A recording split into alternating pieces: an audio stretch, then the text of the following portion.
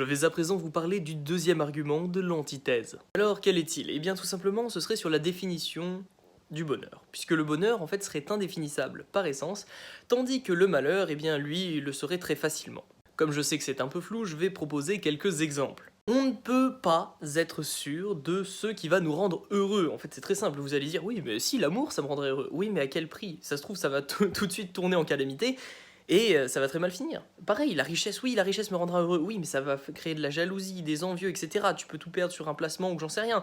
Pareil, en fait, à chaque fois, ta source de bonheur, ça peut être une source de bonheur, mais tu peux pas être sûr que ce sera vraiment une source de bonheur. Alors qu'un truc qui va te rendre malheureux, ça tu peux en être sûr. Par exemple, si tu perds ton emploi, admettons t'as un travail qui te plaît, hop, tu perds ton emploi, bah ça va te rendre malheureux. On t'annonce le décès d'un proche, tu vas être malheureux, et tu peux être sûr d'être malheureux. Tu sais, il n'y a pas une ambiguïté de non, tu es sûr d'être malheureux. J'espère avoir été à peu près clair malgré tout, et je vous dis à bientôt pour le troisième épisode.